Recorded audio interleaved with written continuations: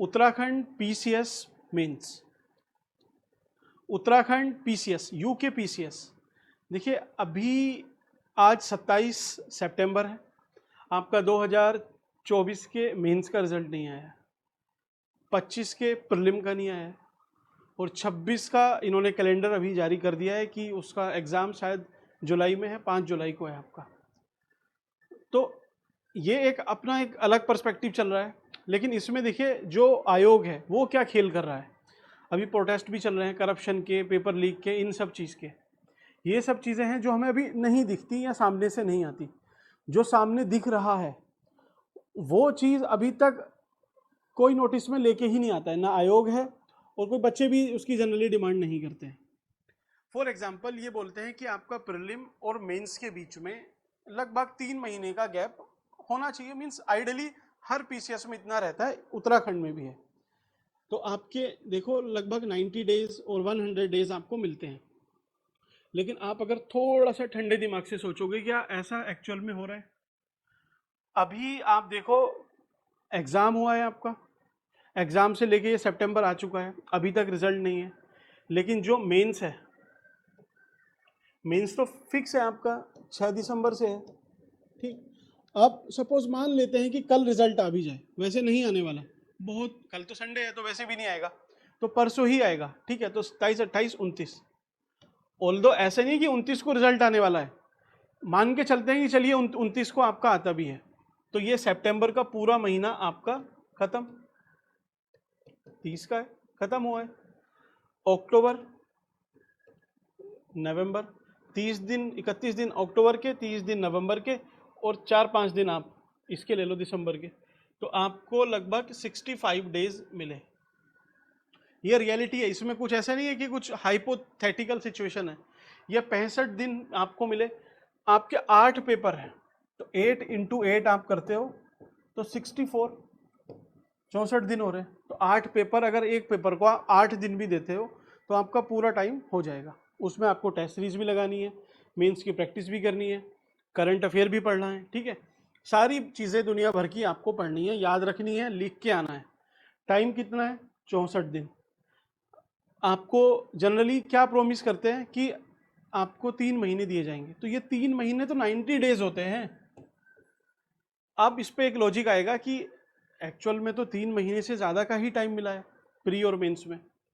लेकिन आप एक चीज़ बताओ, जो भी बच्चे अभी क्लियर भी करने वाले हैं, ठीक है, सब बहुत सारे बच्चों का नाम पीडीएफ लिस्ट में होगा, उसमें से 70% से ज़्यादा लोग अभी भी एश्योर नहीं होंगे कि वो लिस्ट में होंगे या नहीं होंगे, या फिर 70%, ये एक मेरा ऐसा मानना है कि कम से कम इतना आंकड़ा होगा जिनको अभी डिलेमा है, मीन्स डर लग रहा है, ये कह नहीं सकते कि हम मेंस लिखेंगे या नहीं लिखेंगे, जबकि मान के चलना कि ये लिख के आएंगे मेंस। लेकिन जो लिखने वाले भी हैं मेंस, 2000 बच्चे भी सपोज लिखेंगे, तो उसका 70% मीन्स 1400 बच्चे अभी भी क्लियर नहीं है उनको कि वो इस बार पास होने वाले हैं और मेंस लिख के आएंगे। अब एक चीज बताइए, जो 30% बच्चे हैं उनका तो चलिए ठीक है, कंफर्म है उनको कि हो रहा है, ऑल्दो डर सबको लगता है, गला सबका सूखता है, लेकिन फिर भी चलिए 70 को ही मान लेते हैं। तो ये 70 लोग, जो कि हो सकता था कि इसी में से ज़्यादा बच्चे मेंस क्लियर करते, लेकिन अब उनको इफेक्टिवली 64 डेज मिलेंगे और बाकी जो बच्चे हैं उन्हें 100+ डेज मिलेंगे। तो कहीं ना कहीं तो उनको बेनिफिट मिल रहा है, 1 महीने का बेनिफिट मिलेगा, 30 डेज प्लस बेनिफिट मिल रहा है। तो इस चीज़ को आप कैसे रिजोल्व करोगे? सिंपल है, आयोग को ही डिसाइड करना चाहिए कि रिजल्ट के आने के 90 डेज बाद या 3 महीने बाद आपका मेंस कंडक्ट होगा। वो जब भी रिजल्ट आए तब से आप कैलकुलेट कर लेना, ठीक है। तो वो फिर भी सही है। ये अपने आप में सच में जो लोग प्रिपरेशन अब करने बैठेंगे उनको ये समझ में आएगा कि कितना बड़ा चंक है। पहले तो जब पीडीएफ में नाम देखते हैं तो डर ये लगता है कि नाम होगा नहीं होगा।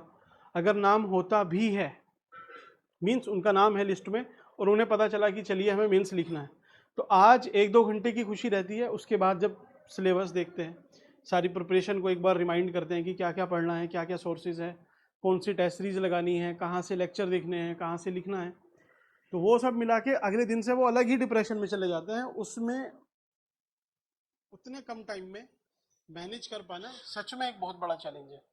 तो आयोग को या फिर जो डिमांड भी रख रहे हैं उनको इस बात पे भी ध्यान देना चाहिए कि कम से कम रिजल्ट के बाद से आपको इतना टाइम मिलना चाहिए, ना कि अब ऐसे तो ये हुआ कि आपका एग्जाम है दिसंबर में, रिजल्ट आयोग देता है नवंबर में, तो फिर मैं मान के चलता हूं कि चलिए 10% बच्चे भी अनएक्सपेक्टेडली उनका प्रीलिम हो जाता है, नवंबर में रिजल्ट देता है, तो वो होना ना होना कुछ नहीं है, वो तो पहले से ही आपको बाहर कर दिया है। जैसे लास्ट टाइम इन्होंने किया था, शायद दिसंबर के लास्ट में रिजल्ट दिया रिवाइज करके, उसमें कुछ बच्चों को इन किया, कुछ को आउट किया। जनवरी का टाइम था, 2 फरवरी से आपका मेंस था, तो 1 महीना 31 दिन सबको मिले, उन थोड़े सी बच्चे थे वो, मैं बोलता हूँ एक भी है तो उसके साथ तो आपने क्यों ही उसका नाम दिया है फिर पीडीएफ में। 1 महीने में कौन तैयार करेगा इसको?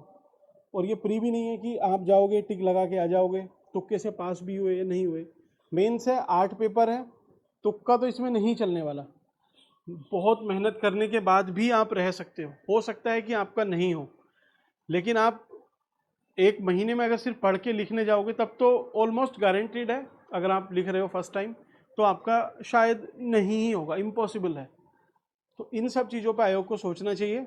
वैसे हाइपोथेटिकली हमने सोचा है कि मंडे आ जाएगा रिजल्ट, कोई गारंटी नहीं है, पता नहीं कितना लंबा खींचेगा अभी भी, उसकी कोई गारंटी नहीं है। लेकिन हाँ, जो बच्चे फिर भी अब मार्जिन पे भी हैं, एक बार अब यूपी पीसीएस में भी कुछ लोग फंस जाते हैं कि हमें पीसीएस का प्री देना है या फिर इसका मेंस की प्रिपरेशन करें, तो अभी तो कुछ कह नहीं सकते इसमें, इसका कोई डेफिनेट आंसर भी नहीं है।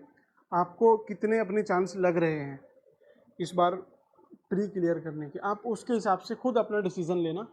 और आयोग का तो अभी कुछ नहीं है, आप खुद से ही प्रिपरेशन थोड़ी स्टार्ट कर दो। अदरवाइज़ 10-15 अक्टूबर के बाद अगर ये रिज़ल्ट देते भी हैं तो समझ लेना जो वहाँ से स्टार्ट करेगा प्रिपरेशन वो ऑलमोस्ट आउट रहेगा ही रहेगा पहले से। तो चलिए मिलते हैं आपसे नेक्स्ट वीडियो में। Thank you.